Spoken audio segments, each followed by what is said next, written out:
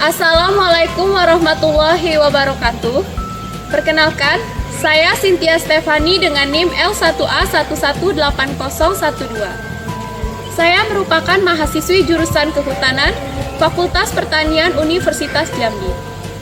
Pada kesempatan kali ini, saya akan menjelaskan mengenai materi percobaan faktorial dua variabel. Selamat menyaksikan.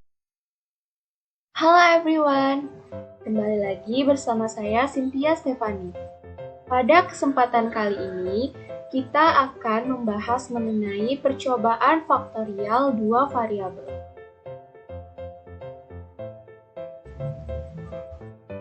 Baiklah, percobaan faktorial merupakan percobaan multifaktor yang merupakan suatu perancangan percobaan di mana perlakuan dibentuk oleh kombinasi taraf-taraf dari beberapa faktor. Jadi, percobaan faktorial ini menggunakan lebih dari satu faktor, di mana minimal terdapat dua faktor perlakuan. Nah, misalnya, kita akan melakukan penelitian interaksi antara intensitas penyiraman dengan media tanam yang berbeda. Jadi, faktor pertama ada faktor intensitas penyiraman, dan faktor yang kedua adalah media tanam. Sehingga kita bisa melihat bagaimana respon pertumbuhan tanaman terhadap pemberian media tanam yang berbeda. Lalu terhadap intensitas penyiramannya, dan kita juga bisa melihat apakah kedua perlakuan tersebut saling mempengaruhi atau tidak. Di sini juga terdapat gambaran skematik dari percobaan faktorial di mana perlakuannya itu lebih dari satu. Ya, jadi ada P1, ada P2, ada P3 dan seterusnya.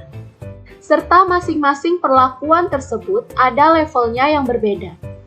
Nah, oleh karena itu, nantinya akan ada beberapa kombinasi perlakuan yang akan kita cobakan pada penelitian percobaan faktorial.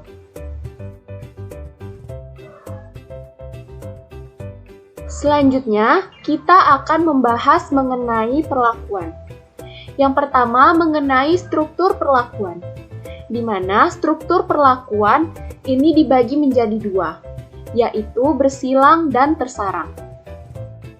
Struktur perlakuan bersilang merupakan faktor-faktor penyusun perlakuan saling bebas satu sama lain. Nah, misalnya, perlakuan A akan terulang pada masing-masing level pada perlakuan B. Dan begitu pula sebaliknya, sehingga satu sama lain saling bebas dan tidak ada keterikatan dalam penempatan implementasinya di lapangan. Sedangkan faktor tersarang itu merupakan taraf-taraf dari suatu faktor yang berbeda untuk setiap taraf faktor yang lain. Nah, jadi biasanya itu terdapat pertimbangan dari peneliti di mana kira-kira faktor mana atau level mana yang lebih penting daripada faktor atau level yang lainnya. Sehingga ada beberapa keterikatan antara satu level dengan level yang lain. Nah, pada masing-masing faktor perlakuan yang kita coba. Lalu untuk yang kedua, yaitu sifat perlakuan, di mana terbagi menjadi tiga.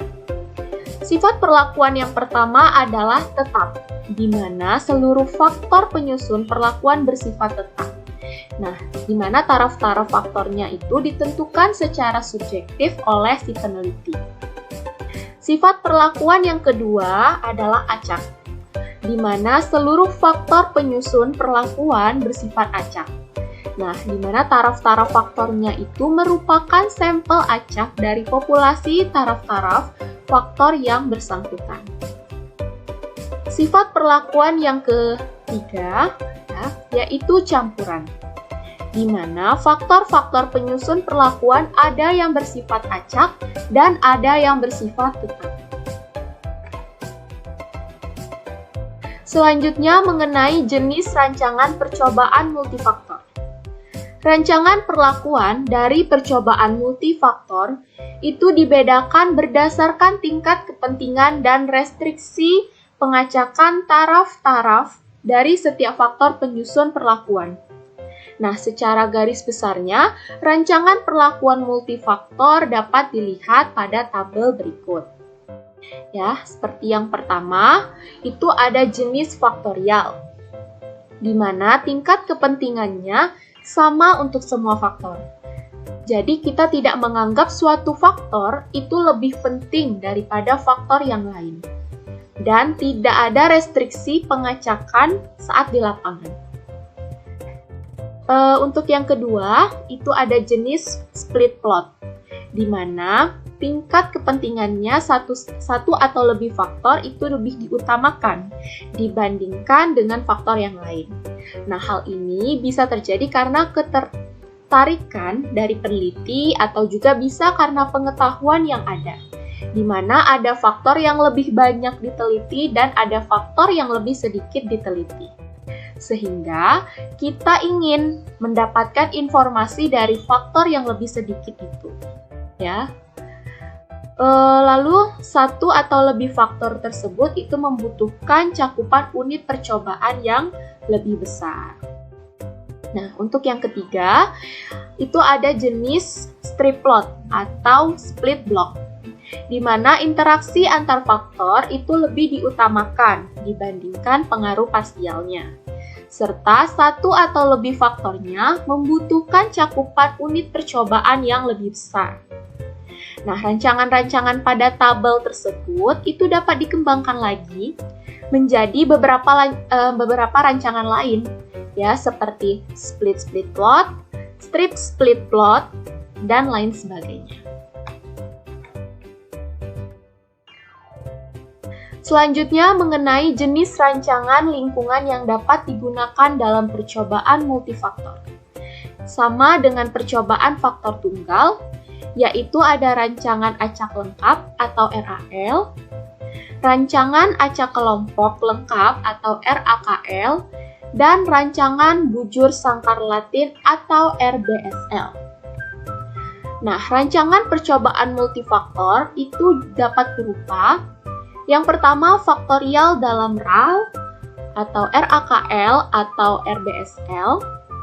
Yang kedua, ada split plot dalam RAL atau RAKL atau RBSL atau strip plot dalam RAKL.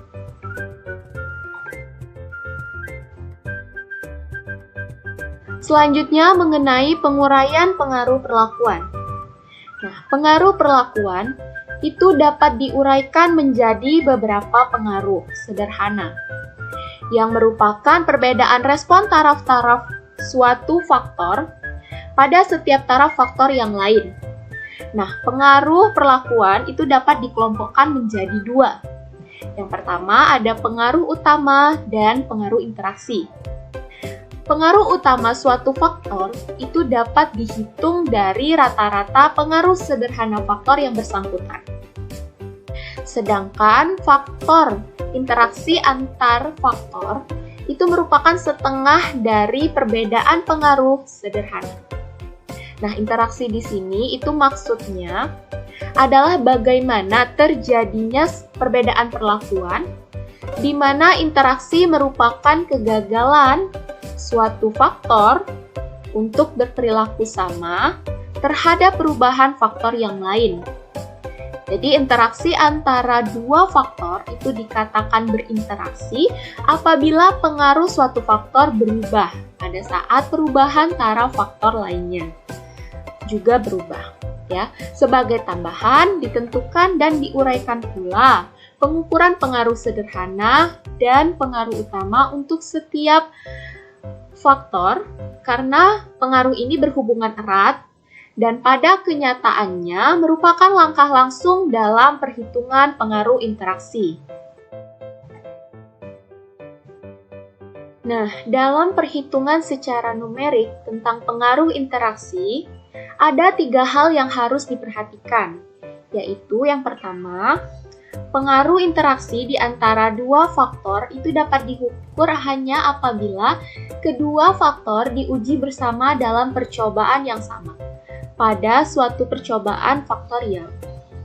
Kedua, apabila tidak ada interaksi, maka pengaruh sederhana suatu faktor sama untuk semua taraf faktor lainnya dan sama dengan pengaruh utama. Dan yang ketiga, apabila ada interaksi pengaruh sederhana suatu faktor itu berubah. Nah, bila taraf faktor lainnya juga berubah, itu akibat pengaruh utama berbeda dengan pengaruh sederhananya. Oke. Apa yang menjadi latar belakang mengapa penelitian faktorial ini dilakukan? Nah, kita bisa lihat pada skema ini bahwa tumbuhan atau misalnya itu pohon ya, dalam pertumbuhannya semata-mata tidak hanya dipengaruhi oleh satu faktor saja. Bisa kita lihat di sini bahwa performa pohon itu merupakan interaksi daripada pengaruh genetik dan lingkungan. Nah, faktor lingkungan itu terbagi lagi menjadi faktor biotik dan juga faktor abiotik. Sehingga di sini dapat kita lihat bahwa pertumbuhan pohon itu tidak hanya dipengaruhi oleh satu faktor. Maka kita ingin melihat bagaimana respon suatu tanaman apabila diberikan lebih dari satu faktor. Nah, berikut ini merupakan hasil penelitian dari Norway Spurs, di mana respon tinggi itu sebagai akibat dari pengaruh suhu, rata-rata dan juga curah hujan. Nah, di sini kita lihat bagaimana misalnya itu pada suhu di level 20 derajat, kemudian curah hujannya pada level 500 mm per tahun, ya. Dan bagaimana pengaruhnya terhadap tinggi pohon tersebut. Jadi ini adalah gambaran bahwa faktor-faktor lingkungan, faktor-faktor genetik itu dapat mempengaruhi respon dari pertumbuhan itu sendiri.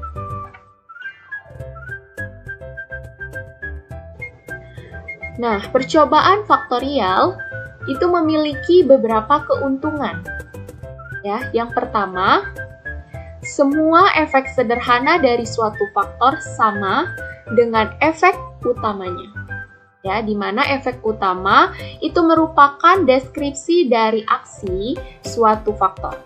Nah, hal ini nantinya yang akan menentukan ada tidaknya interaksi pada percobaan tersebut. Yang kedua, ulangan tersembunyi masing-masing efek utama diduga dengan tingkat ketelitian yang sama. Nah, mengapa ulangan tersembunyi ini muncul pada percobaan faktorial? Itu dikarenakan di dalam percobaan faktorial ini terdapat ulangan yang kita tetapkan. Ya, misalnya ada ulangan sebanyak 4 kali, di mana faktor perlakuan A ada 3 level, dan perlakuan B itu ada 4 level. Nah, maka terdapat 12 kombinasi. Sehingga bisa kita lihat bahwa faktor A yang ada 3 level itu akan terulang sebanyak 4 kali di faktor B. Lalu dikalikan lagi dengan 4, sehingga nantinya akan ada 16 pengulangan sebenarnya. Jadi 4 di sini adalah pengulangan yang sebenarnya, dan 4 satunya lagi itu adalah 4 ulangan yang tersembunyi. Ya. Oke, yang ketiga itu ada efisiensi waktu dan biaya. Nah, pada dasarnya percobaan faktorial yang kita lakukan itu adalah menggabungkan atau melakukan beberapa penelitian tunggal menjadi satu, di mana kita juga bisa mendapatkan keuntungan lagi, ya, yakni kita bisa melihat respon dan juga perbandingan. Jadi penelitian percobaan faktorial itu akan lebih menghemat waktu karena nanti akan mendapatkan hasil yang lebih banyak serta efisiensi biaya juga. Nah, percobaan faktorial itu juga memiliki beberapa kerugian. Antara lain, yang pertama, jika jumlah faktornya meningkat, maka unit percobaan yang dibutuhkan itu akan semakin besar. Nah, misal, faktor A ada 3 level, dan faktor B ada 3 level juga. Maka jika dikalikan hasilnya 9. Maka kita ulang 3 kali, jadi jumlahnya ada 27. Nah, apabila ditambah faktornya lagi, maka unit percobaannya juga akan semakin besar. Tapi kalau kita bandingkan ya dengan faktor tunggal, sebenarnya penambahan bebannya juga tidak terlalu bermakna. Ya. Kemudian yang kedua, faktorial yang besar itu semakin sulit untuk diinterpretasikan, apalagi jika ada interaksi. Nah, jadi gini, apabila faktor kita masih 2, nah itu termasuk yang masih mudah untuk diinterpretasikan. Tetapi apabila kita menambah faktornya menjadi 3, 4, atau seterusnya, terkadang kita akan mengalami kesulitan dalam menginterpretasikan dan memahami bagaimana sebenarnya perilaku dari masing-masing faktor perlakuan yang kita berikan. Dari respon tanaman yang kita berikan berbagai faktor perlakuan yang berbeda tersebut. Ya. Oke, pembahasan kita yang pertama mengenai percobaan faktorial. Seperti yang telah saya jelaskan sebelumnya bahwa percobaan faktorial itu merupakan suatu percobaan di mana perlakuan di dalamnya itu terdiri dari semua kemungkinan kombinasi taraf terpilih untuk 2 faktor atau lebih yang dinyatakan sebagai percobaan faktorial. Ya. Misalnya, suatu percobaan itu melibatkan 2 faktor, masing-masing 2 taraf. Ya, yaitu ada 2 varietas dan 2 taraf nitrogen. Nah, dinyatakan sebagai percobaan faktorial 2 kali 2 atau 2 kuadrat. Nah, perlakuannya itu terdiri dari 4 kombinasi 2 taraf dari setiap faktor. Nah, jadi pada percobaan ini ya, seperti pada tabel itu memiliki 2 kombinasi perlakuan, yaitu varietas dan konsentrasi nitrogen per hektar. Nah, selanjutnya, apabila percobaan faktorial 2 kuadrat itu dikembangkan untuk memasukkan faktor ketiga, misalnya pengendalian gulma dengan 2 taraf, ya, seperti yang ada pada tabel, maka percobaan itu menjadi percobaan faktorial 2 kali 2 kali 2 atau 2 kubik dengan 8 kombinasi perlakuan. Nah, jadi pada penelitian yang ketiga ini terdapat 3 kombinasi perlakuan, ya. Yang pertama varietas, yang kedua konsentrasi nitrogen per hektar, dan juga pengendalian gulma. Nah, dengan catatan ya, bahwa istilah faktorial itu menggambarkan suatu cara khusus di mana perlakuan dibentuk dan tidak menunjukkan penggunaan rancangan percobaan yang digunakan. Banyaknya perlakuan dalam suatu percobaan faktorial itu merupakan hasil kali taraf setiap faktornya. Banyaknya perlakuan bertambah secara cepat dengan pertambahan banyaknya faktor atau kenaikan taraf setiap faktor. Misalnya, ada suatu percobaan faktorial melibatkan 5 varietas, 4 taraf nitrogen, dan 3 metode pengendalian gulma. Ya, maka perlakuannya menjadi 5 dikali 4 dikali 3. Akan menghasilkan 60 percobaan. Selanjutnya mengenai jenis rancangan percobaan multifaktor. Bukan.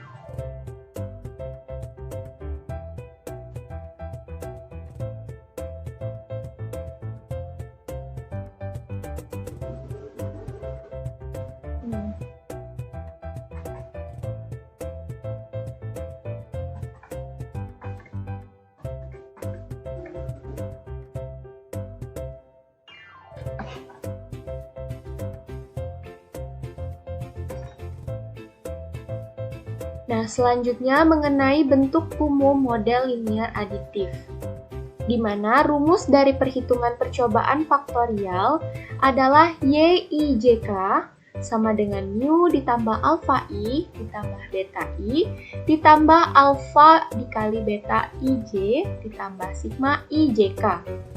Nah, di mana I itu merupakan faktor ke-1, 2, 3, dan seterusnya.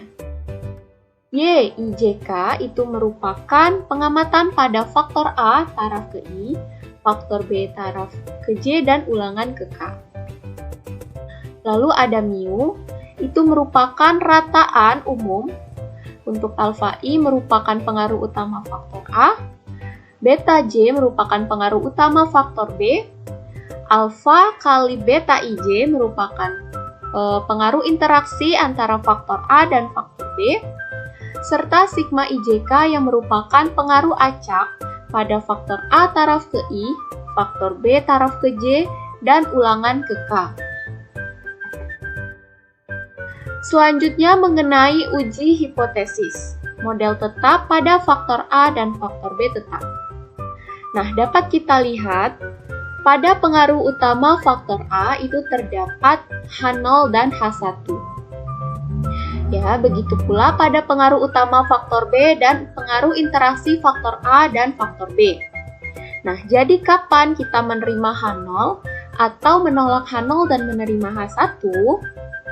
Ya, jadi kita akan menerima H0 apabila hasil utama pengaruh faktor 1 itu sama dengan hasil utama pengaruh faktor kedua dan seterusnya. Sehingga hasil dari percobaan tersebut itu sama dan tidak berpengaruh terhadap respon. Nah, maka pada kondisi demikian, H0 kita terima. Akan tetapi, jika paling sedikit terdapat satu saja hasil pengaruh dari perlakuan tersebut yang berbeda, maka H0 dapat kita tolak dan H1 dapat kita terima. Ya. Nah, selanjutnya mengenai rancangan kelompok lengkap. Prosedur untuk pengacakan dan penataan setiap rancangan itu dapat langsung digunakan dengan cara mengabaikan komposisi faktor dari percobaan faktorial dan pertimbangan semua perlakuan seolah-olah mereka itu tidak berhubungan. Ya. Untuk sidik ragam perhitungan yang dibicarakan dalam setiap rancangan itu juga langsung dapat digunakan. Nah, akan tetapi diperlukan langkah-langkah perhitungan tambahan untuk memilah jumlah kuadrat perlakuan sesuai dengan pengaruh utama untuk setiap faktor, individu, dan interaksinya. Nah, prosedur untuk pemilihan sama untuk semua rancangan kelompok lengkap. Dan karena itu hanya digambarkan satu kasus. Katakanlah untuk rancangan kelompok lengkap teracak atau RKLT. Oke, kita gambarkan langkah-langkah prosedur sidik ragam suatu percobaan dua faktor dalam RKLT dengan suatu percobaan yang terdiri dari 5 taraf, yaitu pupuk nitrogen, 3 varietas padi, dan 4 ulangan. Nah, langkah pertama, banyaknya ulangan itu dinyatakan dengan R. Ya. Taraf faktor A yaitu varietas padi, itu dengan simbol A kecil, dan taraf faktor B yaitu nitrogen, dengan lambang B kecil. Oke, dapat kita lihat pada tabel bahwa pada perhitungan derajat bebasnya itu, semuanya itu dikurangi 1 ya, untuk mendapatkan hasil derajat bebasnya. Selanjutnya, langkah yang kedua, hitunglah jumlah perlakuan yang dilambangkan dengan T besar, jumlah ulangan dengan lambang R, dan jumlah umum dengan lambang G, serta hitunglah JK umum, JK ulangan, dan JK galatnya. Oke, seperti yang kita lihat pada tabel bahwa kombinasi perlakuan pada percobaan ini adalah kombinasi faktorial 3 dikali 5. dari 3 varietas padi dan 5 taraf nitrogen.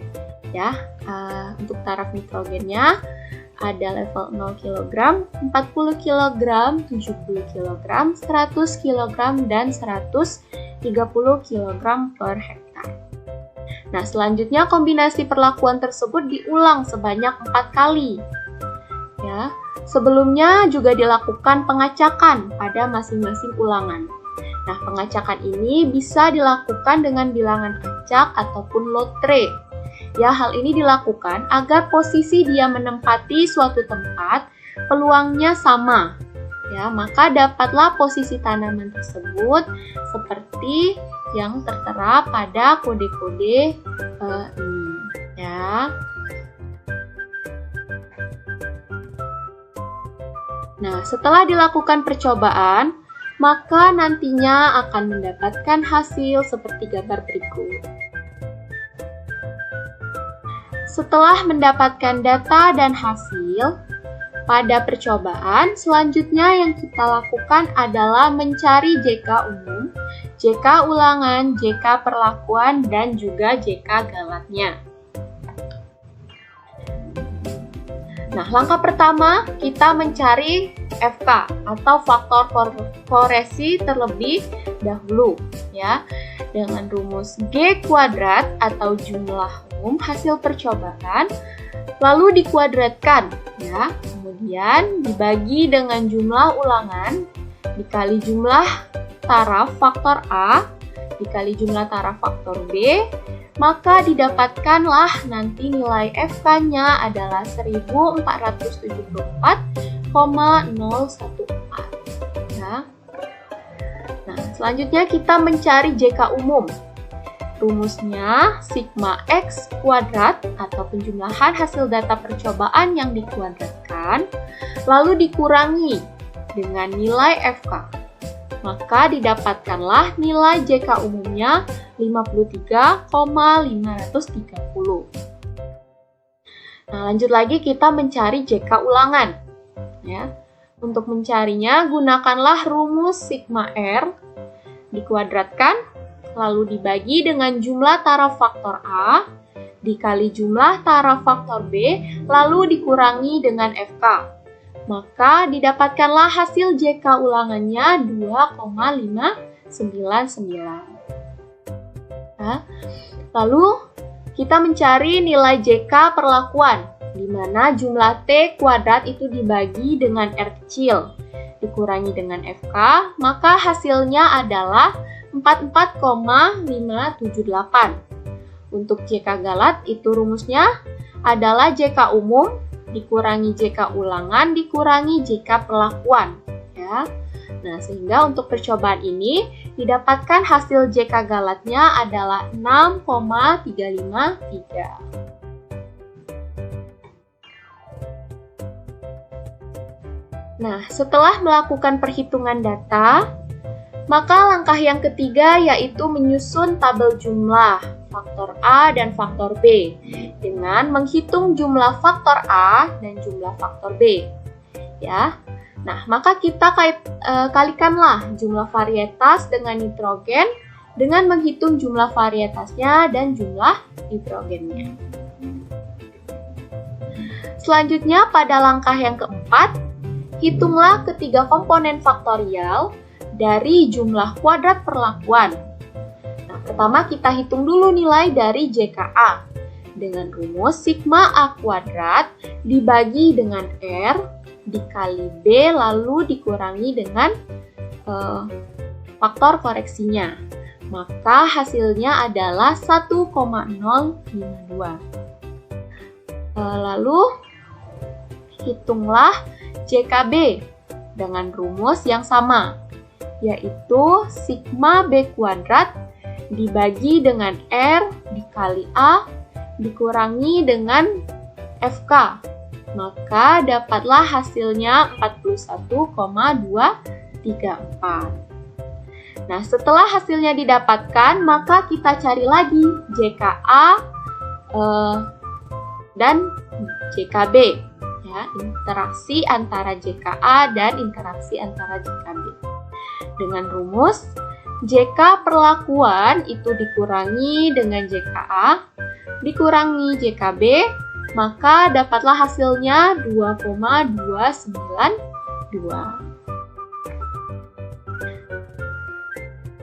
Selanjutnya adalah langkah yang kelima, yaitu hitunglah kuadrat tengah untuk setiap sumber keragaman dengan membagi JK dengan jumlah taraf A dan B-nya.